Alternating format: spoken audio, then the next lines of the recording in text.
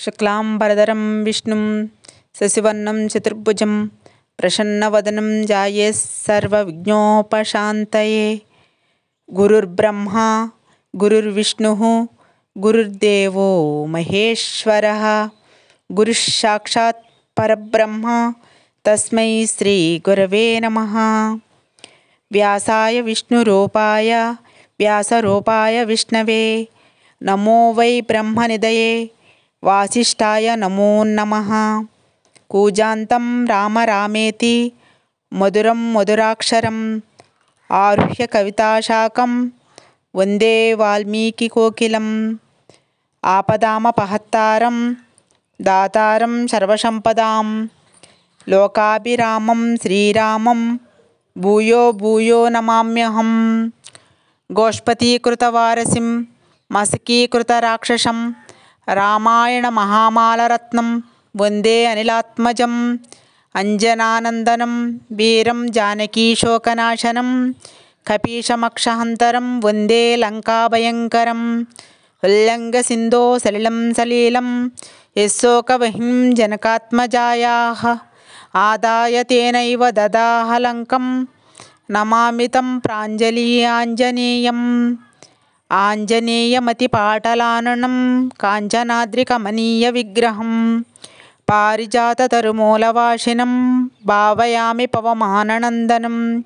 यत्र यत्र रघुनाथकीर्तनं तत्र तत्र कृतमस्तकाञ्जलिं बाष्पवारि परिपूर्णलोचनं मारुतिं नमत राक्षसान्तकं। मनोजवं मारुततुल्यवेगं जितेन्द्रियं बुद्धिमतं वरिष्ठं वातात्मजं वानरायुधमुख्यं श्रीरामदूतं शिरसा नमामि। श्रीरामाय नमः। శ్రీ వాల్మీకి సంపూర్ణ రామాయణం బాలకాండం.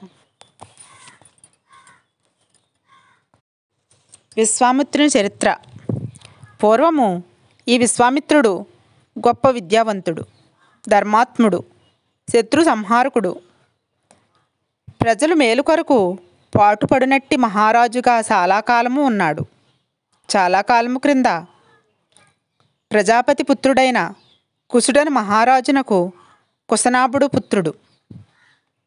అతడు మిక్కిలి ధర్మాత్ముడు. కుశనాభుని కుమారుడు గాది అను మహారాజు. ఆ గాది యొక్క పుత్రుడు మహా తేజస్శాలి అయిన ఈ విశ్వామిత్రుడు. ఇతడు అనేక వేల సంవత్సరములు రాజ్య పరిపాలన చేశాడు. తేజస్శాలి అయిన ఇతడు ఒకనాడు అక్షౌహిణిని అను వెంటబెట్టుకుని భూమండలము తిరుగున ఆరంభించాడు.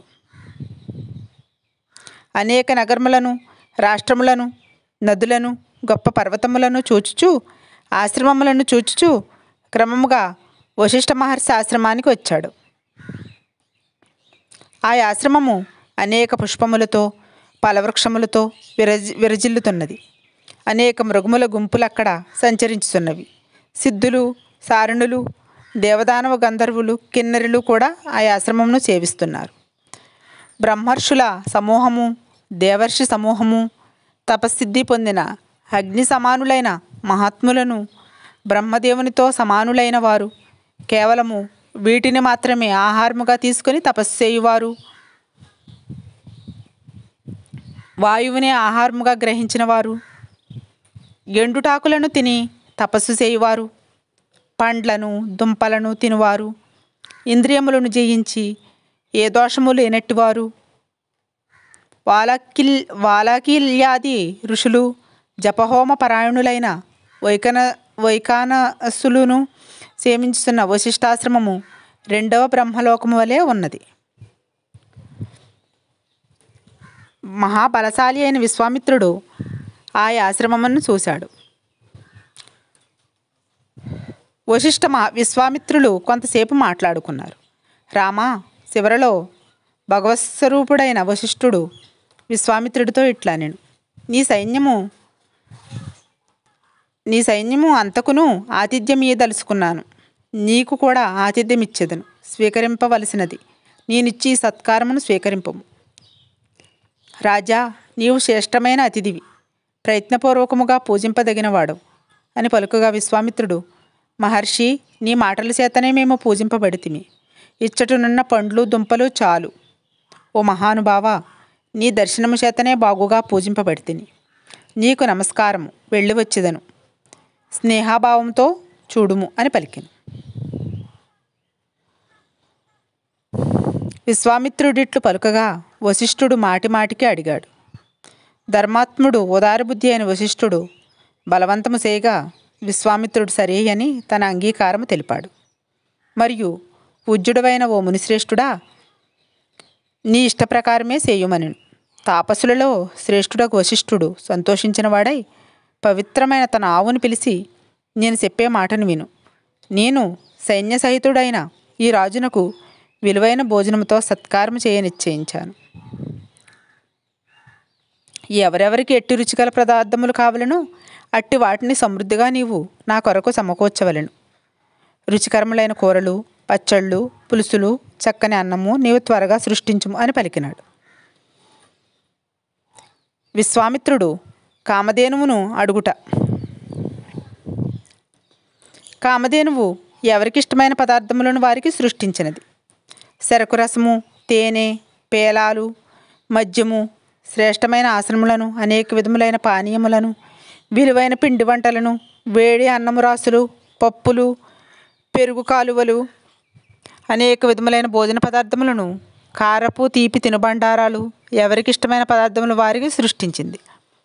అందరూ ఆయా పదార్థములు తిని సంతోషించి మంచి బలవంతులు అయ్యిరి. విశ్వామిత్రుడు అతని అంతఃపుర స్త్రీలు, బ్రాహ్మణులు, పురోహితులు, మంత్రులు, సేవకులు సత్కరింపబడిన వారై మిక్కులు సంతోషించారు. విశ్వామిత్రుడు పరమానందభరితుడై వశిష్ఠునితో, పూజింపదగిన బ్రాహ్మణోత్తమ, నీచే పూజింపబడితిమి, మిక్కిలి సంతోషించాము. ఈ కామధేనువును నాకిచ్చివేయుము. నీకు 1,00,000 ఆవులను ఇస్తాను. ఇది శ్రేష్టమైన వస్తువు కదా. ఇట్టిది రాజు వద్ద ఉండదగును. ఓ పూజ్యుడా, ధర్మబుద్ధితో నీవి ఆవును నాకిమ్మని కోరెను. అప్పుడు వశిష్ఠుడు, రాజా, నీవు 1,00,000 గోవులనే కాదు 100 కోట్ల ఆవులనిచ్చినా, వెండి రాసులనిచ్చినా నేను ఈ ఆవును ఇవ్వను. ఇది నా వద్దనే ఉండవలసినది, కానీ మరి ఒక చోట ఉండతగినది కాదు. ఈ ఆవు శాశ్వతమైన కీర్తి వంటిది.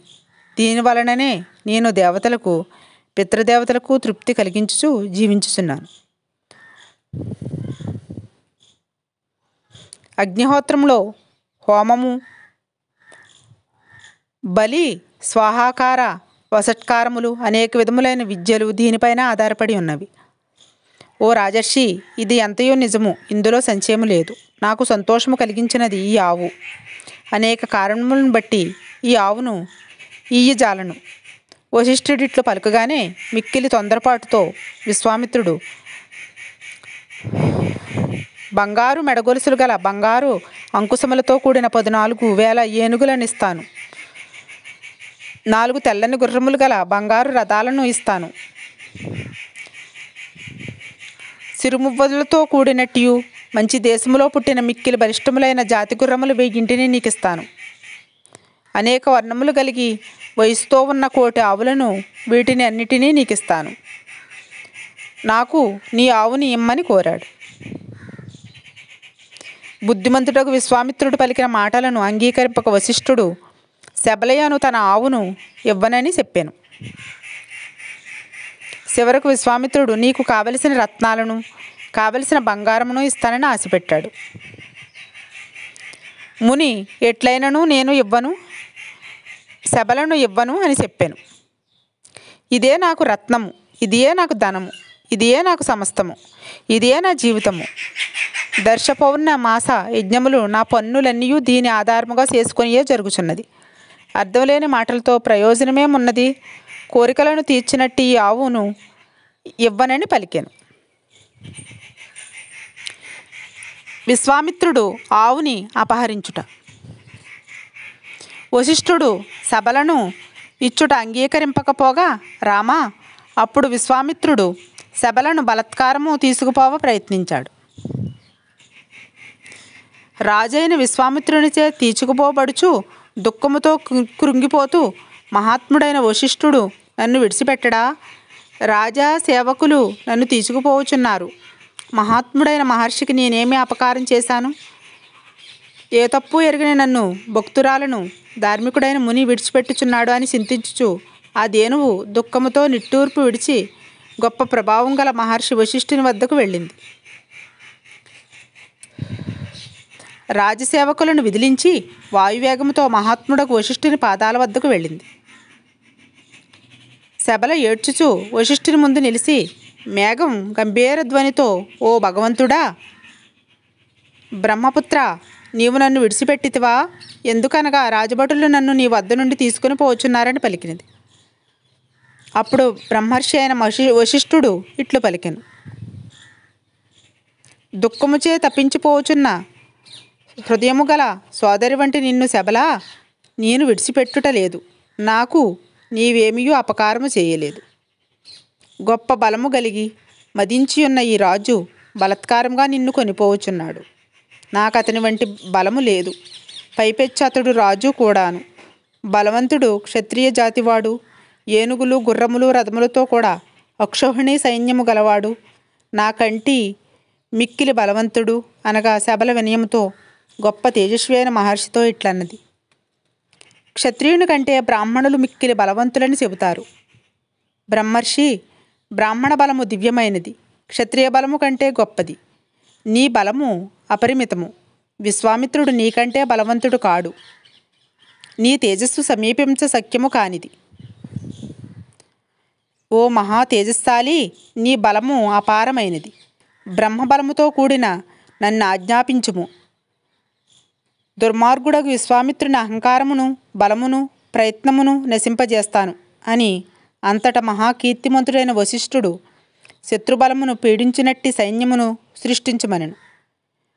అది విని సురభి తన హూంకారము నుండి పహలవులను వందల కొలది సృష్టించెను.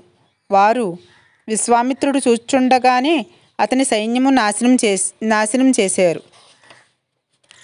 అప్పుడు విశ్వామిత్రుడు కోపించి అనేక విధములైన ఆయుధములతో పహలవులను నశింపజేశాడు. విశ్వామిత్రునిచే పహలవులు పీడింపబడుట చూసి యవనులతో కూడిన భయంకరులైన శకులను వారిని సురభి సృష్టించింది. మహాప్రభావము కలిగినట్టియు గొప్ప పరాక్రమము కలిగిన వారు తీక్షములైన ఖడ్గములు పట్టి సమలు ధరించి విశ్వామిత్రుని సైన్యమునంతనూ తగలబెట్టెను. అంతటి విశ్వామిత్రుడు దివ్యాస్త్రములను ప్రయోగించి యవ్వన కాంబోజ బర్బరు తను వ్యాకులమైన వారిని వనర్చెను. వశిష్ఠుడు బ్రహ్మదండముతో నిలుచుట. విశ్వామిత్రుని వివిధ అస్త్రములచే యవ్వన కాంబోజ బర్బలు వ్యాకులత చెందగా చూసి వశిష్ఠుడు యోగ ప్రభావముచే మరలా సృష్టించుమని కామధేనువును కోరెను. ఆ ధేనువు హుంకారముచే సూర్య సమానులైన కాంబోజులను, శస్త్రముల చేత పట్టుకునిన బర్బరులను పొదుగు నుండి సృష్టించెను. యోని ప్రదేశము నుండి యవ్వనులను, మలద్వారం నుండి శకులను, రోమకోపముల నుండి మ్లేచ్చులను, కిరాతకులతో సహా హరీతులను, వారలను సృష్టి చేసినది. వారు విశ్వామిత్రుని సైన్యమునంతను క్షణకాలంలో చంపివేసిరి. మహాత్ముడైన వశిష్ఠుడు ప్రేరణ చేత విశ్వామిత్రుని పదాతి సమూహము, ఏనుగులు, గుర్రములు, రథములు, సైన్యము నాశమొకటి చూసి అనేక విధములైన ఆయుధములు ధరించి విశ్వామిత్రుని 9 కుమారులు కోదోద్రిక్తులై తపస్సాలి అయిన వశిష్ఠుని మీదకు వచ్చిరి. మహర్షి అయిన వశిష్ఠుడు వారినందరినీ హూంకారముసే కాల్చివేశాను. గుర్రములు, రథములు, పదాతి దళముతో కూడిన విశ్వామిత్రపుత్రులు మహర్షి అయిన వశిష్ఠునిసే క్షణకాలంలో భస్మము చేయబడిరి. సైన్యము, పుత్రులు అందరూ నశించిపోవటను చూసి గొప్ప కీర్తిగల విశ్వామిత్రుడు సిగ్గుపడి చింతతో కూడిన వాడయ్యాడు.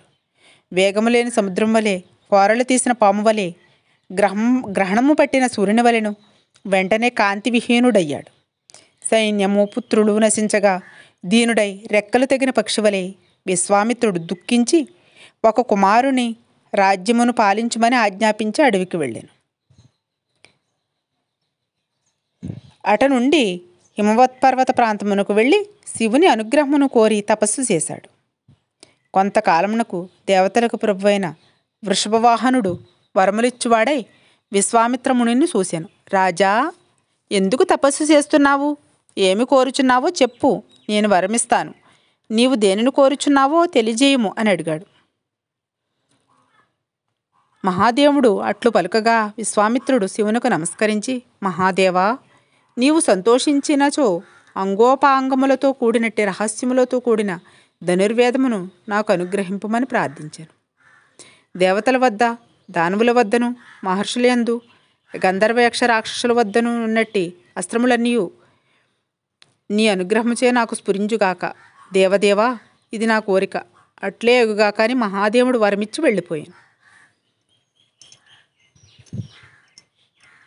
విశ్వామిత్రుడు మహాదేవుని వరముచే అస్త్రములను పొంది మహాబలశాలి అయి అహంకారంతో మిక్కిలి గర్వము కలవాడయ్యాను.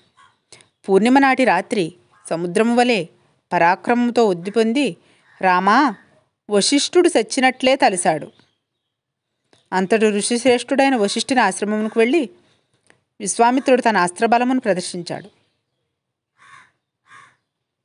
ఆ అస్త్రమహిమచే వశిష్ఠుని తపోవనమంతయు కాలిపోయింది.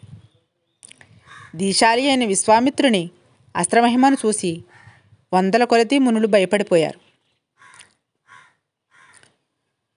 వశిష్ఠుని శిష్యులు, ఆశ్రమమందలి మృగములు, పక్షులు భయపడి వేల కొలది ఆయా దిక్కులకు పరిగెడి పారిపోయాను.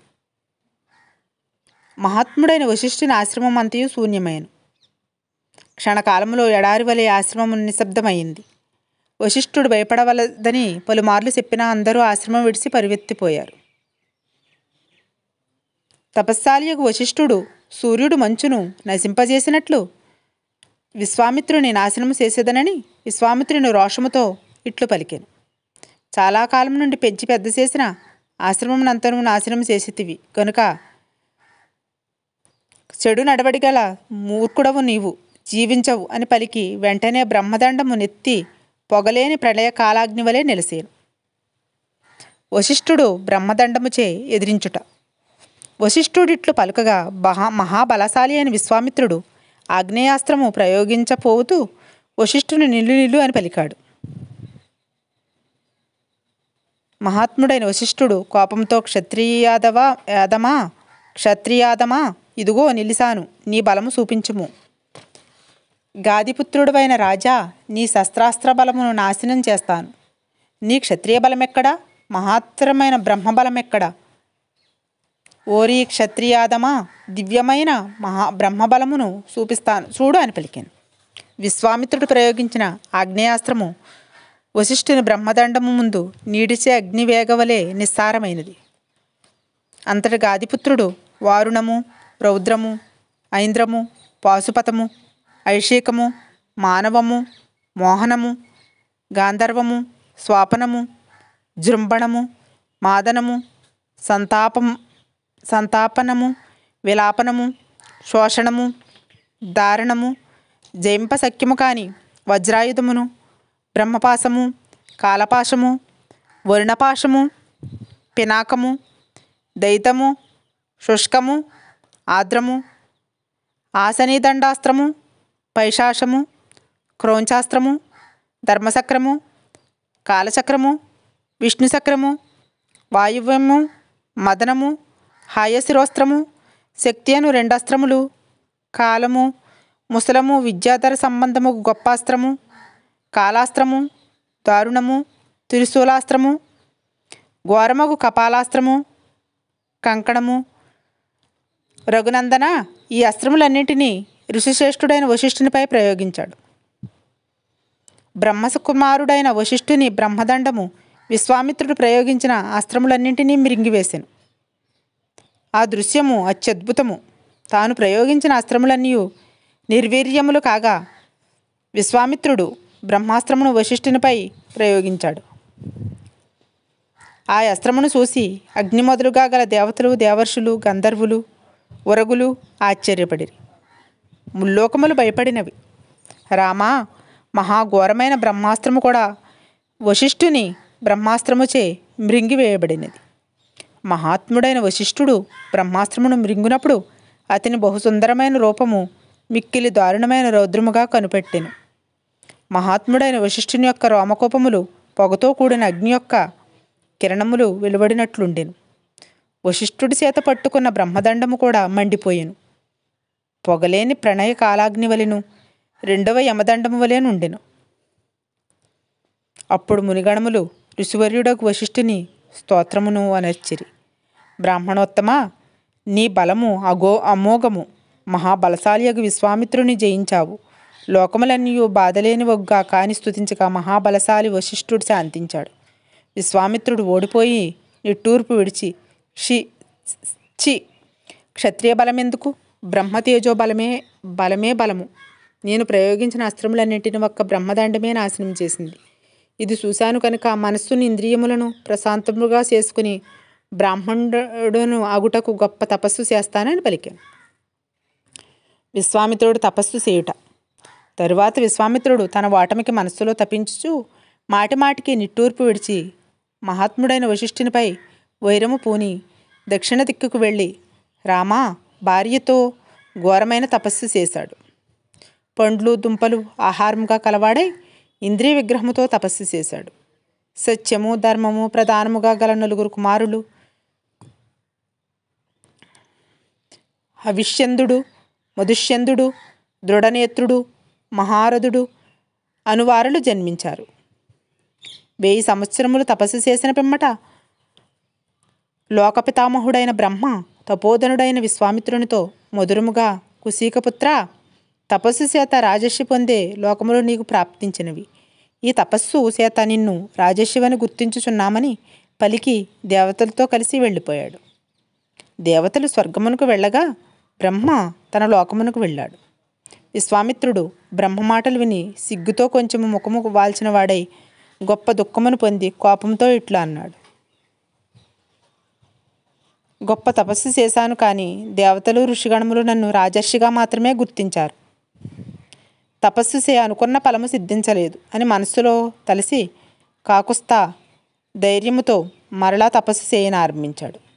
అదే సమయంలో ఇక్ష్వాకు వంశవర్ధనుడగు త్రిశంకునకు యాగము చేయవలనని బుద్ధి పుట్టింది. మానవ శరీరంతోడనే స్వర్గమునకు వెళ్ళవలనని అతని కోరిక. పురోహితుడైన వశిష్ఠ మహర్షిని పిలిచి తన కోరికను తెలియజేశాడు. మహాత్ముడైన వశిష్ఠుడు ఇది సఖ్యము కానిదని చెప్పాడు. వశిష్ఠునిచే తిరస్కరింపబడి త్రిశంకుడు దక్షిణ దిక్కుకు వెళ్ళాడు. తన కోరికను సాధించుకొనుటకు వశిష్ఠుని పుత్రులు వద్దకు వెళ్ళాడు. వశిష్ఠపుత్రులు దీర్ఘకాలం నుండి అక్కడ తపస్సు చేస్తున్నారు. గొప్ప తేజస్సు గల త్రిశంకుడు తపస్సు చేయుచు ధీరులైన మహాత్ములకు వశిష్ఠ కుమారుల 100 తపస్సు చేయుచున్న వారిని చూశాడు. వారందరికీ నమస్కరించి సిగ్గుచే ముఖము ఉంచుకుని చేతులు జోడించి అందరితో మహాత్ములారా, మిమ్ము శరణు వేడుచున్నాను. మీరు శరణమీయదగిన వారు. నేను గొప్ప యజ్ఞమును చేయు సంకల్పముతో వశిష్ఠుని ప్రార్థింపగా అతడు నన్ను తిరస్కరించాడు. కనుక మీరు నా కోరికను అనుమతించవలసిందిగా కోరుచున్నాను. గురుపుత్రులైన మిమ్మల్ని అందరికీ నమస్కారపూర్వకంగా అనుగ్రహింప కోరుచున్నాను. నా కార్యము సిద్ధించుటకు మీరందరూ యజ్ఞము చేయవలసియును. యజ్ఞ ప్రభావంచే నేను ఈ శరీరంతో స్వర్గమునకు వెళ్ళినట్లు మీరు ప్రయత్నింపవలెను. వశిష్ఠుడు తిరస్కరించిన తర్వాత గురుపుత్రులకు మీరు తప్ప మరి ఒకడు నన్ను రక్షించువాడు లేడు. ఇక్ష్వాకు వంశరాజులకు అందరూ పురోహితుడు, గొప్ప కార్యసాధకుడు. అతని తర్వాత మీరందరూ నాకు దైవస్వరూపులు, కార్యసాధకులనై ఉన్నారు అని ప్రార్థించాడు. త్రిశంకుడు విశ్వామిత్రుని ఆశ్రయించుట. త్రిశంకుని మాటలు విని వశిష్ఠపుత్రులు 100 కోపంతో ఈ విధముగా పలికారు. ఓరి దుర్బుద్ధి! సత్యవచనుడకు తండ్రి నిన్ను తిరస్కరించాడు. అతనిని విడిచి మరి ఒకరిని నీవెట్లా ఆశ్రయిస్తావు? ఇక్ష్వవంశరాజులందరకు పురోహితుడు మిక్కిలి ఆశ్రయింపదగినవాడు. అతడే గతి. అతని మాట దాట సఖ్యము కానిదని చెప్పారు. అట్టి నీ కోరికను మేమెట్లు తీర్చగలము? నీవు మూర్ఖుడవు. రాజా, నీవు నీ పట్టణమునకు పొమ్ము. రాజా, 3 లోకములందును అతడే యాగము చేయింప సమర్థుడు. అతనిని మేమెట్లు అవమానించగలము? అనగా త్రిశంకు మహారాజు క్రోధపూరితములైన గురుపుత్రుల మాటలు విని, ఓ తపోధనులారా, గురువు తిరస్కరించాడు. గురుపుత్రులైన మీరునూ తిరస్కరించారు కనుక నేను మరి ఒకరిని ఆశ్రయిస్తాను, మీకు శుభముగా ఆగుగాక అని పలికాడు. గురుపుత్రుల మాట విని త్రిశంకువు చేయబోవు పని ఘోరమైనదిగా తలసి మిక్కిలి కోపంతో నీవు చండాలుడువు అగుదువు అని శపించారు. ఇట్లు పలికివారు తమ తమ ఆశ్రమంలోనికి వెళ్ళారు. ఆ రాత్రి గడువుగా మరునాడు త్రిశంకుడు చండాలుడుగా మారాడు. నల్లని శరీరము, నల్లని బట్టలు, రేగిపోయిన జుట్టు, శ్మశానంలోని పూలదండమై పూత ఇనుప ఆభరణములు కలవాడయ్యాడు. అతనిని చూసి మంత్రులు చండాల రూపము గల వీనిని విడిచిపెట్టండి అని పలికారు. పురజనులు అనుసరించి ఉండువారును ఇతనిని చూసి పారిపోయారు. రామా, రాజు అక్కడే ధైర్యం కలవాడైనను తన పరిస్థితికి లోలోన కుమిలిపోవచ్చు తపోధనుడైన విశ్వామిత్రుని వద్దకు వెళ్ళాడు. విశ్వామిత్రునకు చండాల రూపంలోనున్న వారిని చూడగానే జాలి కలిగింది. పరమధార్మికుడు తేజస్శాలియునగు విశ్వామిత్రుడు ఘోరమైన ఆకారము గల త్రిశంకుని చూసి, రాజపుత్ర, ఏ పని మీద నీవు వచ్చావో చెప్పుము. వీరుడవైన అయోధ్య మహారాజా శాపముచే చాండాలుడవైతివని పలికెను. మరియు మీ పని మీద వచ్చితివని అడిగాను. అప్పుడు చండాలుడై ఉన్న త్రిశంకు మహారాజు విశ్వామిత్రుని ప్రశ్నలకిట్లు బదులు పలికాడు. నన్ను గురువు గురుపుత్రులు కూడా తిరస్కరించారు. నా కోరిక తీరకే నేనెట్లయ్యాను. ఈ శరీరంతో స్వర్గమునకు వెళ్ళవలెనని నా కోరిక. నేను 100 యజ్ఞములు చేశాను, కానీ ఆ కోరిక తీరలేదు. నేను ఇదివరకు అసత్యం పలుకలేదు, ఇకపై అసత్యం పలుకను. నేనెంతటి కష్టంలో ఉన్నప్పటికీ నా నియమము ఇది. క్షత్రియ ధర్మముపై ఒట్టివేసి చెబుతున్నాను. చాలా యజ్ఞములు చేశాను. ధర్మబద్ధముగా ప్రజలను పరిపాలించాను. మహాత్ములైన గురువులను స్వభావం చేత నడువడి చేతను సంతోషపెట్టాను. ఓ మునిశ్రేష్ఠ, ధర్మబద్ధముగా ప్రవర్తిస్తూ యజ్ఞము చేయగోరుచున్న నన్ను చూసి గురువులు సంతోషించుటలేదు. దైవము బలవత్తరమైనది. పురుష ప్రయత్నము కేవలం ప్రయోజనము నీయజాలదు. సర్వప్రపంచము దైవము యొక్క ఆక్రమణములో ఉన్నది. మిక్కిలి దుఃఖములోనున్నట్టియు నీ అనుగ్రహమును కోరుచున్నట్టియు ప్రతికూల దైవముతో దుఃఖపడుచున్న నాకు శుభమును సమకూర్చుటకు నీవు అర్హుడవు. నేను మరి ఒకని వద్దకు వెళ్ళను, మరి ఒకని నీ శరణు వేడను. నీ పురుష ప్రయత్నముతో దైవమును మరలింపగలవు అనిను. విశ్వామిత్రుడు యజ్ఞము చేయింపబూనుట. విశ్వామిత్రుడు చండాల వేషంలోనున్న రాజైన త్రిశంకుని దయతో చూసి మధురమైన మాటలనిట్లు పడికాడు. ఓ ఇక్ష్వాకు వంశ మహారాజా, నీకు స్వాగతము. నాయనా, నీవు పరమధార్మికుడువని ఎరుగుదును. రాజశ్రేష్ఠుడా, నీకు శరణమిస్తున్నాను, భయపడొద్దు. నేను యజ్ఞమునకు సహాయం చేయనట్టి పుణ్యకర్ములైన మహర్షులందరినీ పిలుస్తాను. అటు పిమ్మట సుఖముగా నీవు యజ్ఞము చేయగలవు. గురుశాపముచే ప్రాప్తించిన ఈ రూపముతోడనే ఈ శరీరముతోనే నీవు స్వర్గమునకు వెళ్ళదు. మహారాజా, స్వర్గము నీ అరిచేతిలో ఉన్నట్లే నేను తలుచుచున్నాను. ఎందుకనగా రక్షకుడైన విశ్వామిత్రుని వద్దకు వచ్చి శరణు వేడితివి. ఇక నీకు భయము లేదు అని తరువాత మహా తేజస్వి అయిన విశ్వామిత్రుడు పరమధార్మికులైన మహాప్రాజ్ఞులైనట్టు తన పుత్రులను యజ్ఞమునకు కావలసిన వస్తువులు సమకూర్పుడని ఆజ్ఞాపించాడు. శిష్యులందరినూ పిలిచి వశిష్ఠుడు మొదలగు ఋషులందరినీ తీసుకురండి, ఇది నా ఆజ్ఞ అన్నాడు. ఎవడైనా నా మాటను తిరస్కరించి మాట్లాడించో అది అంతయు నాకు చెప్పాలి అని పలికాడు. శిష్యులు అతని మాటలు చొప్పున అన్ని దిక్కులకు వెళ్ళి వచ్చారు. బ్రహ్మవాదులైన ఋషులందరూ నీ మాట విని వస్తున్నారు. వశిష్ఠుడు క్రోధముతో మాట్లాడిన అతని కుమారులు మాత్రం వచ్చుటలేదు. ఓ మునివర్య, వారన్న మాటలివి. యజ్ఞము చేయించువాడు క్షత్రియుడు, యజ్ఞము చేయువాడు చాండాలుడు. దేవర్షులు కానీ మహాత్ములకు బ్రాహ్మణులు కానీ సభ అంత తడిచ్చు సాండాల భోజనమును అవిష్యును తిని స్వర్గమునకు ఎట్లుపోతారు అని కోపము చేర్రబడిన నేత్రములు కలవారై నిష్ఠూరంగా మాట్లాడారు. మునిశ్రేష్ఠుడైన విశ్వామిత్రుడు కోపము చేర్రబడిన నేత్రములు కలవాడే రోషముతో ఏ దోషము లేనట్టు ఘోరమైన తపస్సు చేయుచున్న నన్ను దూషించిన వారు దుర్మార్గులు భస్మమైపోతారు. ఇందులో సందేహం లేదు. నేడు వారు యమపాశముసే యమలోకమును పోబడుదురు. 700 జన్మలు శాండాలులగుదురు గాక. కుక్క మాంసం ఆహారం కలవారై, దయలేని వారై, ముష్టికులను పేరుతో వికృతాకారముకు రూపము కలవారై ఈ జనులను అనుసరించి జీవించెదరుగాక. మహాదుర్బుద్ధి అయిన వశిష్ఠుడు కూడా దూషింపరా అని నన్ను దూషించాడు కనుక జనులందరిచే దూషింపబడుచు కిరాతకుడగును. నిర్దయుడైన అతడు దీర్ఘకాలం నా కోపం వలన దరిద్రుడగును. మహాతపస్వి, మహాతేజస్వి, మహామునియగు విశ్వామిత్రుడు ఋషుల మధ్యలో ఇట్లు పలికి ఊరకుండేను.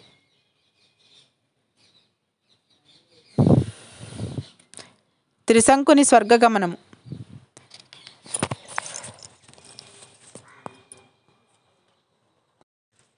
మళ్ళీ బాలకాండము తరువాయి భాగంతో రేపు కలుద్దాం.